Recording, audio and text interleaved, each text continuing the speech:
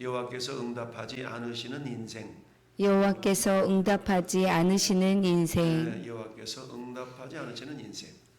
우리 하나님을 찾고 하나님께 기도하고 이 아침도 기도의 모습으로 나왔는데요. 기도는 내가 기도했어 라는 것이 목적이 아니라 하나님의 응답이 있어야 그게 진정한 기도의 모습이다 라고 말할 수가 있는데요. 이스라엘 백성들이 하나님을 왕으로 섬기기를 원하지 않냐고 눈에 보이는 세력을 왕으로 삼기를 원하는 그 모습에 사무엘이 마음이 상했지만 하나님은 야 저들이 너를 버린 것이 아니라 나를 버렸다라고 7절 말씀에 여호와께서 사무엘에게 이르시되 백성이 네게 한 말을 들으라. 이는 그들이 너를 버림이 아니요 나를 버려 자기들의 왕이 되지 못하게 함이다 라고 말씀합니다. 그러면서 너희들이 세울 왕의 제도는 이러할 것이다 라고 왕의 제도를 가르치라 라고 말씀하고 있죠. 그러면서 10절부터 17절까지 너희들이 섬길 세울 왕은 이러이러한 일을 할 것이다 라고 말하고 있는데, 한마디 말하면 너희를 섬기는 자가 아니라 너희 자손을 착취하는 자가 될 것이다 라고 말을 합니다. 그래도 뭐라고 그래요? 그래도 우리에게 왕을 달라 라고 말하고 있죠. 그러면서 19절에 백성이 사무엘의 말 듣기를 거절하여 이르되 아니로소이다 우리도 우리의 왕이 하겠나이다 라고 꾸역꾸역 고집하는 모습을 보게 됩니다. 그렇습니다. 하나님을 왕으로 모시는 삶을 거부하고 있는 이들의 모습을 보게 되는데요. 그 결과는 한마디 말하면 하나님께서 어떤 침묵하시고 또는 응답하지 않으시고 이런 징계의 모습으로 나타나는 것을 우리가 알 수가 있는데요. 그야말로 하나님께서 본문은 하나님께서 침묵하실 때에 하나님께 침묵하신 모습이 인생들이 어떤 어려움을 겪게 될 것인가를 보여주고 있는 것뿐만 아니라 왜 하나님이 응답하지 않으신가를 우리에게 생각하게 합니다. 한마디로 말하면 첫 번째, 하나님이 아닌 세상을 왕으로 섬길 때에 하나님은 응답하지 않으신다라는 얘기입니다. 우리 하나님은 눈에 보이지 않죠. 눈에 보이지 아니하시는 하나님을 섬기는 것이 이스라엘 백성들에게 그렇게 불편했던 모양이죠. 그러다 보니까 눈에 보이는 왕을 세워달라라고 하는 그런 고집을 끝내 꺾지 않는 것을 보게 됩니다. 그렇습니다. 우리 하나님은 우리 마음 보호자의 주인이 되기를 원하시지만 세상 사람들은, 아니 우리 믿는 자들조차도 그 시대에 이스라엘 백성들은 자기들의 마음 보호자의 세상의 가치관이나 탐욕을 이렇게 안치려고 했던 그 모습을 보게 되는데요. 이럴 때의 기도는 한마디로 하면 허공을 치는 기도가 될 수밖에 없다라는 얘기인데요. 우리 하나님께서 18절에 그렇게 말씀하시지 않습니까? 그날에 즉 너희가 나를 왕으로 삼지 아니하고 눈에 보이는 왕을 너희가 삼을 때에 이 말이죠. 너희는 너희가 택한 왕으로 말미암아 부르짖되, 왕을 우리가 섬기면 세우면 우리에게 뭔가 유익이 있고 뭔가 좋은 일이 날 것 같은데 그렇지 않다. 오히려 괴로움을 더할 것인데 그 괴로움 때문에 나한테 부르짖어도 내가 응답하지 않겠다라고 하나님의 서운하심을 표현하고 있는 것을 보게 됩니다. 뿐만 아니라 때요, 왕이 백성들의 아들 딸과 밭의 소산물을 가져가고, 그리고 어때요? 그들이 정말 왕을 삼은 대가가 그야말로 그들을 유익하게 하는 것이 아니라 오히려 착취를 당하는 그런 모습이다라는 것을 보여주는데요. 이처럼 참된 우리의 왕이신 그리스도를 거부하고 세상의 시스템에 편승하게 될 때에 하나님과의 영적인 채널이 막히게 된다. 우리 그러잖아요. 외교 채널이라는 말을 하죠. 전 세계가 저 트럼프라는 그야말로 한 대통령을 통해서 새로운 질서가 재편이 되는 상황 가운데서 각 나라마다 발빠르게 어떤 외교 채널을 가동해서 어쩌든 자기 나라의 이익을 가져오려고 하는 이런 모습들을 보여주고 있죠. 그런데 우리나라는 그게 굉장히 부족한 것을 보게 되는데요. 그럴수록 손해는 우리나라만 나는 것이죠. 그러니까 정말 어느 민족 누구에게나 선택할 때가 있나니라는 그런 찬송가 가사처럼 우리 세상 말로 그러잖아요. 줄을 잘 서야 된다. 오늘 이 시대가 그런 거거든요.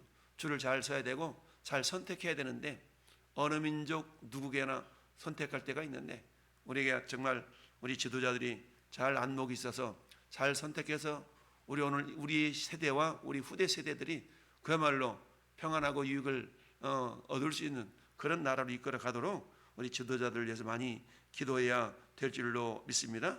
사무엘서 우리 8장 우리 7절 우리 아까 본 것처럼 너희가 이들이 너를 버린 것이 아니라 나를 버려서 자기들의 왕이 되지 못하게 했다라고 말하고 있죠.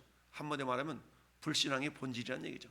우리가 그 사람께 믿음이 없어 라고 말하는 것은 한마디로 말하면 하나님을 자신의 왕으로 삼지 않는, 이게 기본적인 본질이죠. 그러니까 모든 불신앙은 하나님을 주인으로 삼지 않는 데서 빚어지는 결과들인 것이죠. 아무리 우리가 예배당을 들락거려도 자기가 주인 되어서 예배당을 들락거리는 그런 삶을 살아간다면 이 사람은 신앙인이라기보다는 종교인이라고 말할 수가 있죠. 여러분, 신앙인과 종교인의 차이가 뭡니까? 종교인은 자기 자신의 유익을 위해서 신앙을 자기 자신의 유익의 도구로 사용하는 사람을 우리는 종교인이라고 말합니다. 신앙인은 뭡니까? 자기 자신의 유익을 주와 복음을 위해서 내어놓을 수 있는 사람을 우리는 신앙인이라고 말할 수가 있죠. 하나님, 우리가 신앙인이 되기를 원합니다. 그럴 때 우리 하나님께서는 너희는 먼저 그의 나라와 그의 의를 구하라, 그리하면 이 모든 것들을 너희에게 더하시리라 라고 말씀하고 있죠. 근데 인생은 어리석어서 거꾸로 된 삶을 살려고 하죠. 우리 가운데도 역시 그럴 수가 있는데 오늘 말씀을 통해서 철저하게 우리 하나님만이 내 삶의 주관자이시고 주인으로 다시 회복되는 그런 은혜가 있기를 바랍니다. 여러분, 이사야서 59장 2절에 이사야 선지자가 이렇게 말씀하고 있습니다. 오직 너희 죄악이 너희와 너희 하나님 사이를 갈라 놓았고 너희 죄가 그의 얼굴을 가리어서 너희에게서 듣지 않으시게 함이라 라는 얘기죠. 결국 최고의 죄는 뭡니까? 모든 죄의 근원은 하나님을 주인 삼지 않는 것이 죄인 것이죠. 즉 믿지 않는, 하나님을 내 인생의 주인으로 모시고 신뢰하지 않는 이것이 죄인데, 그것 때문에 하나님과 관계가 단절된다라고 말씀하고 있죠. 여러분, 야고보 사도는 야고보서 4장 4절에서 이렇게 말씀합니다. 세상과 벗된 것이 하나님과 원수됨을 알지 못하느냐. 그런즉 누구든지 세상과 벗이 되고자 하는 자는 스스로 하나님과 원수가 되는 것이다 라고 말씀하고 있습니다. 즉 이것은 우리가 무엇을 말합니까? 정말 신앙적으로 스스로가 거룩함의 모습을 살아가려 하기보다는 세속화의 결과가 그럴 수밖에 없다. 즉 어느 것을 선택할 것인가. 우리가 그러잖아요. 신앙이라는 것은 회색지대가 없다라는 거죠. 중간지대가 없어요. 신앙의 중간지대. 안 믿는 것도 아니고 믿는 것도 아니고. 그래서 우리 주님은 계시록에서 라오디게아 교회를 향한 책망의 메시지가 그거잖아요. 덥지도 않고 차갑지도 않고 미지근한 신앙. 하나님은 미지근한 신앙. 믿는 것도 아니고 안 믿는 것도 아니고, 이걸 하나님 그렇게 기뻐하지 않는 것을 보게 됩니다. 허드슨 테일러, 우리가 19세기에 영국의 유명한 선교사였던 허드슨 테일러는 이렇게 고백합니다. 하나님이 모든 것의 주인이 되지 않는다면 그분은 결코 주인이 아니시다. 우리 삶의 영역 가운데 이 부분은 내가 하나님을 주인 삼지만 이 부분은 하나님 아닌 것 같은데요 라고 하는 우리 삶의 영역, 내 인생에 그런 영역이 있다면 여전히 우리는 주님이 나의 주인이 아니다 라는 것으로 말씀하고 있는 것이죠. 이처럼 첫 번째, 하나님이 아닌 세상을 왕으로 삼을 때 하나님의 응답은 멈춰질 수밖에 없다라는 얘기입니다. 두 번째는 욕망을 위한 완고한 고집. 우리가 완고하다 그러잖아요. 완고하다, 완악하다, 완고하다. 여러분, 우리가 잘 아는 저 이집트의 바로 왕은 어떻습니까? 정말 하나님께서 10가지 재앙을 내리셨음에도 불구하고 그 마음이 완고했죠. 완고했어요.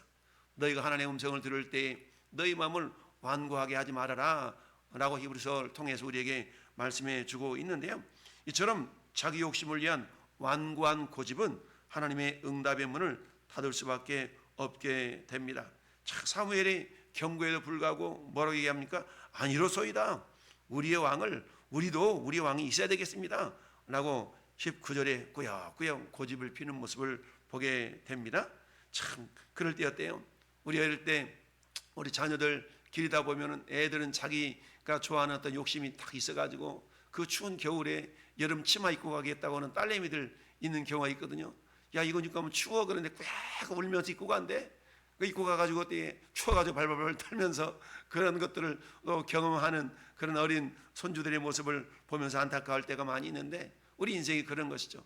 자기의 완악함을 꺾지 않냐고 꾸역꾸역 고집할 때 우리 하나님의 응답의 문이 열려지지 않는다라는 것을 우리가 알 수가 있습니다. 그렇습니다.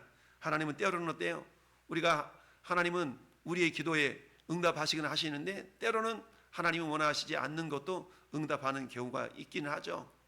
이런 것을 한마디 말하면 허용하다라고 말씀하고 있죠. 근데 그 하나님의 허용은 응답이 아니라 심판에 가깝다라고 할 수가 있는데요. 그렇지 않습니까? 원하지 않는 것을 꾸역꾸역, 우리 왜 부모님들도 그러잖아요. 자녀들이 뭔가를 꾸역꾸역 원하면 그래 한번 해봐 이러잖아요. 원하지는 않는데 자녀들이 할 때 그들이 경험을 통해서 이게 잘못되었구나 라는 것을 깨닫도록 하는 경우가 있죠. 그럴 때 부모의 마음은 얼마나 마음이 아픕니까? 우리 하나님도 마찬가지죠. 여러분, 로마서 1장에도 그런 말씀이 있지 않습니까? 정말 하나님을 알만한 것이 우주 만물 속에 다 보여져 있음에도 불구하고 하나님을 용화롭게도 하지 않는 그들, 그야말로 동성애 이런 것들을 바라보면서 하나님 뭐라고 말씀합니까?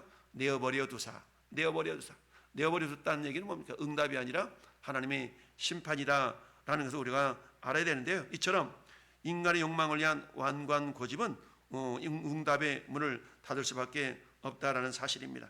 시편 81편 11절에 내 백성이 내 소리를 듣지 아니하며 라고 말씀합니다. 내 백성이 내 소리를 듣지 않는다.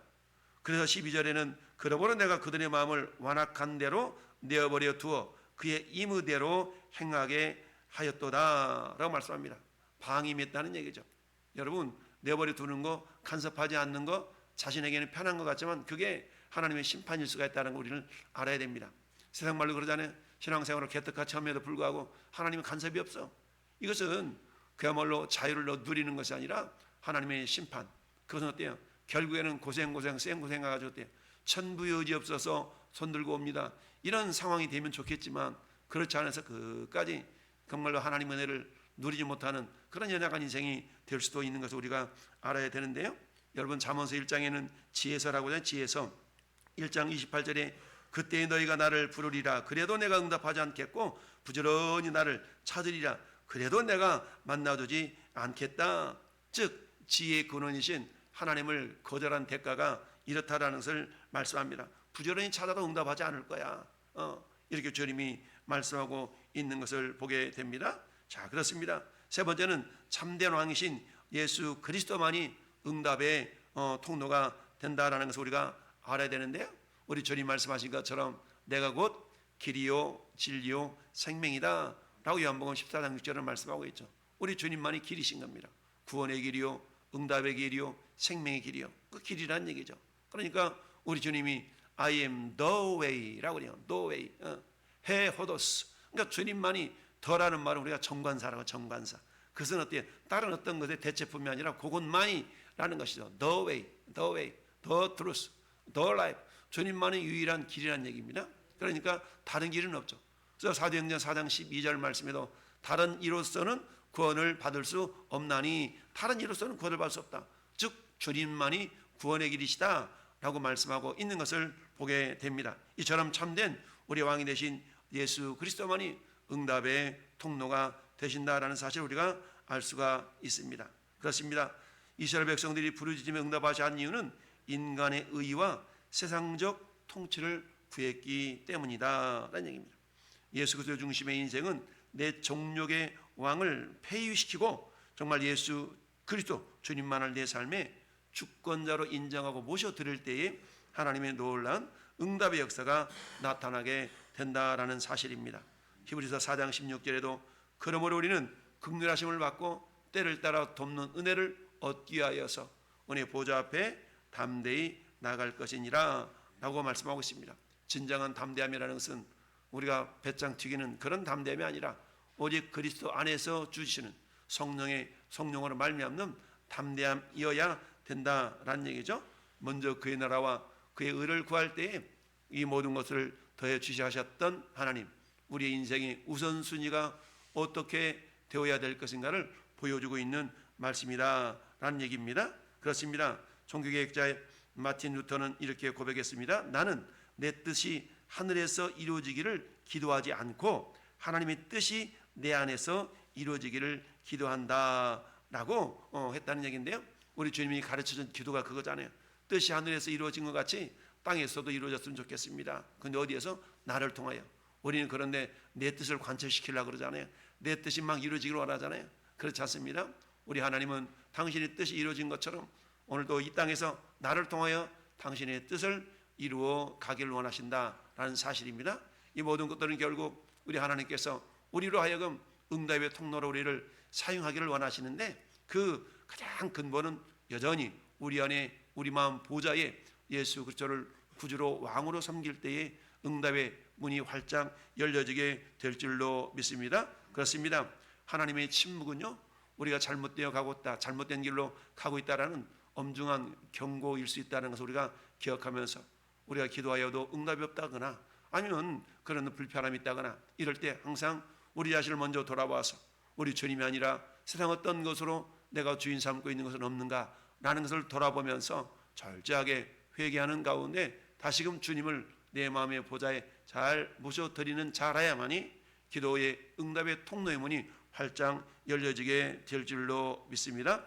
세상의 왕을 의지하는 완고함을 우리가 버리고 오직 우리 주님, 우리를 위하여 죽으시고 부활하신 참되신 왕이신 예수 그리스도를 온전히 신뢰하고 그분의 뜻에 순복하는 인생, 그럴 때 우리 하나님께서 신명기 28장 12절의 말씀처럼 하늘의 아름다운 보고를 여시사, 할렐루야, 오늘도 이런 놀라운 축복의 주인공들이 될 수 있기를 예수님의 이름으로 축원합니다.